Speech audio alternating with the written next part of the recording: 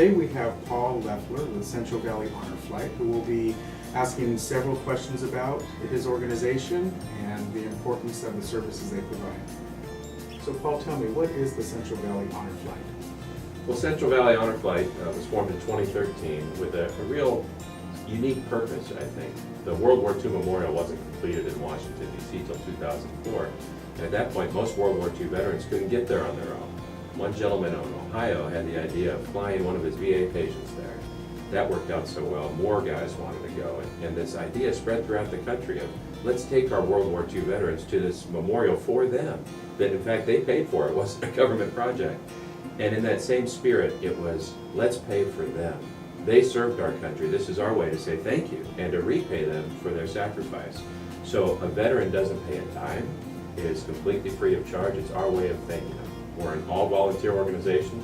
We are funded completely by donations from our community.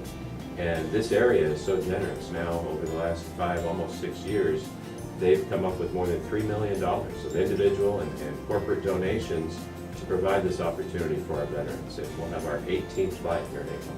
Wow, that's exciting.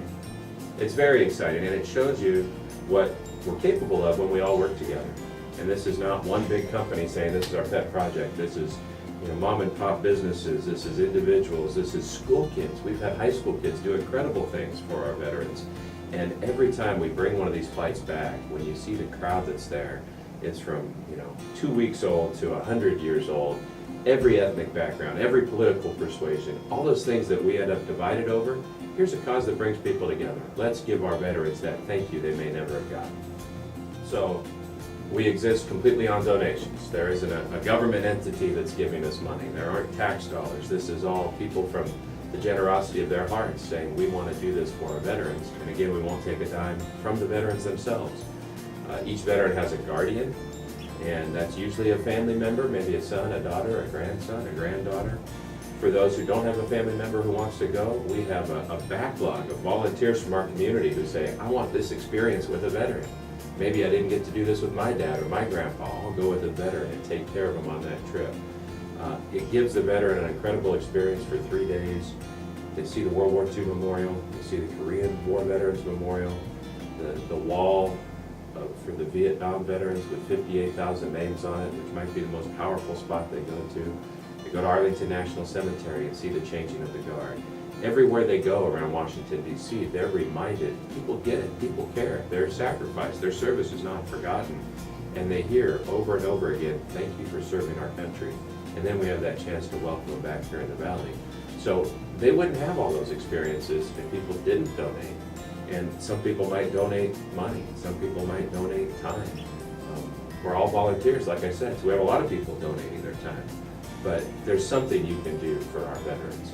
And another thing you can do is let them know this is out there, because believe it or not, as long as we've been going and as much publicity as we've gotten, there are still veterans who don't know this opportunity of free adventure for them is waiting. So Paul, tell me, can my wife or husband go with me? Well, the rule is if your spouse is a veteran who's also eligible to receive that free flight. And people say, well, did I have to go overseas in combat? Did I have to serve a certain amount of time? No, if you served honorably in our military and it was in one of those periods, World War II, the Korean War, Vietnam War, and those get preference chronologically. We take the World War II veterans first. If you served during those time periods, you are eligible to go, and it's simply a first come, first served basis. So get your application in now, and we can take you sooner. If the spouse also served in the military, the spouse can go. If not, our policy is no, unfortunately not. And one of the reasons for that, especially starting out with that World War II generation, we realized we really need that guardian to watch over the veteran. If we took a spouse as well, we really need another guardian to watch out for that spouse.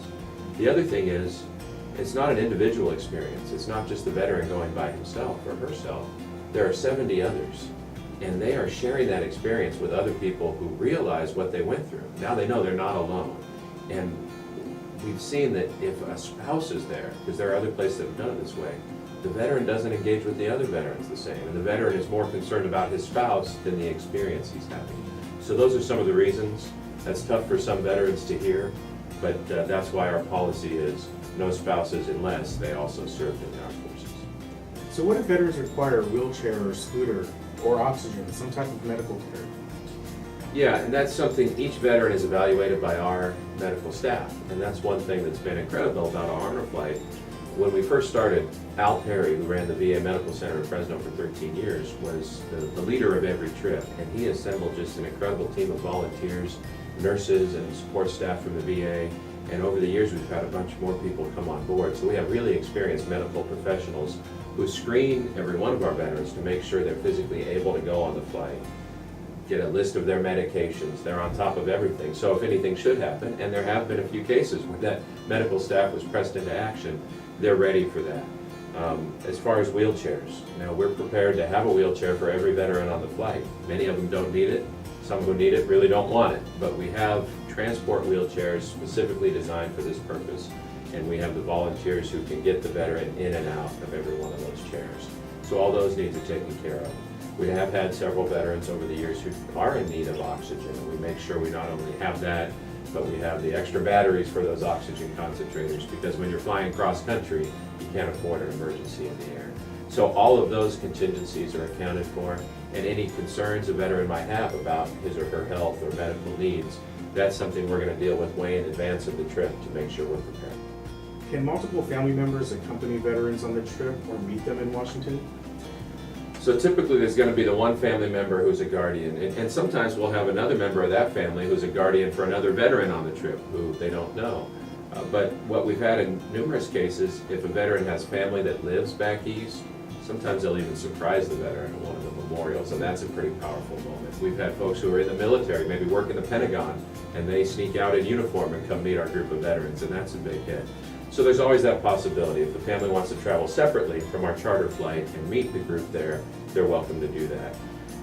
And for the guardians, one of the amazing things that I think maybe we didn't anticipate, some of the feedback we get is that the experience was maybe even more impactful for the guardian than for the veteran himself.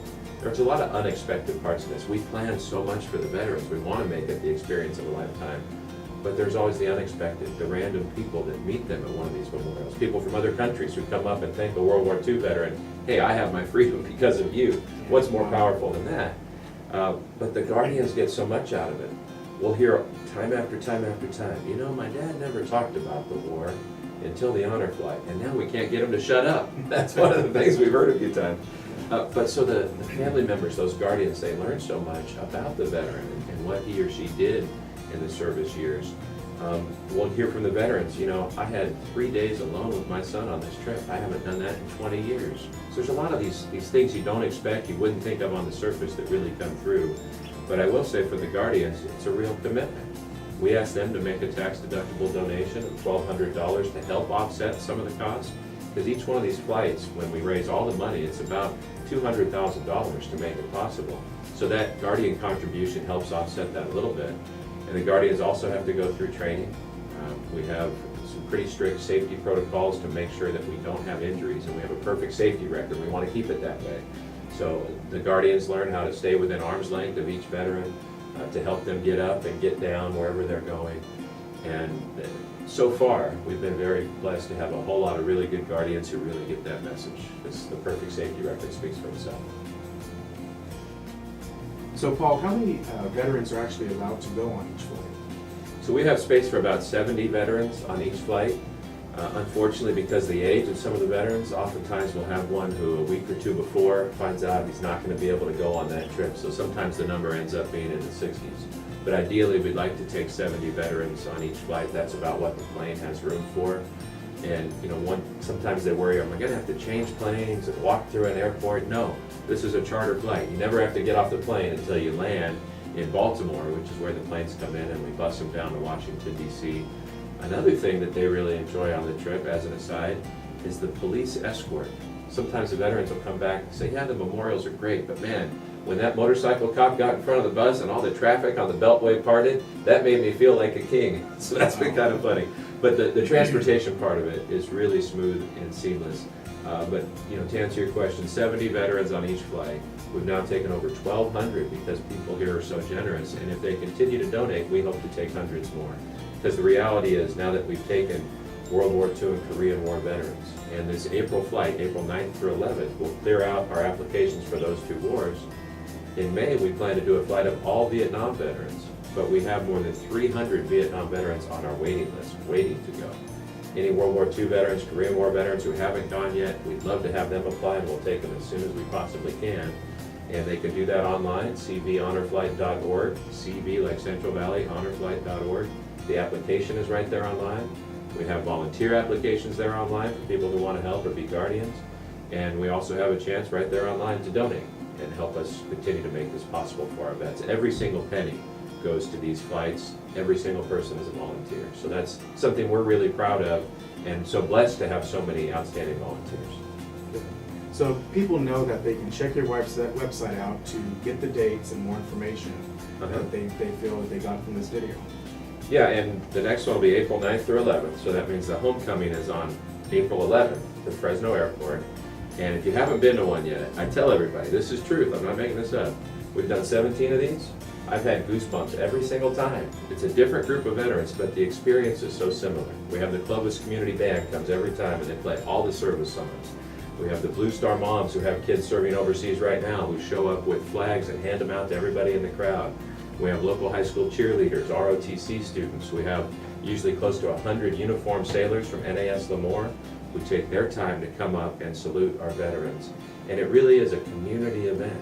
And every time we do one, our volunteer base grows, and we have more people with organic ideas. Hey, can we do this for the veterans? Can we do this? So bring us your ideas. Continue to donate money to make it possible. Give us your time, and tell the veterans in your life this is something that they will really appreciate and enjoy. And let's continue to get that word out.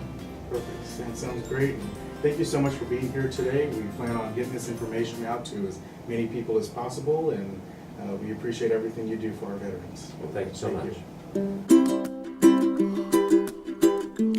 Thank you for joining us today. For more information about the Honor Flight, please visit cvhonorflight.org. Again, that's cvhonorflight.org. Remember to like and subscribe to our channel, and be sure to click the bell to receive future notifications.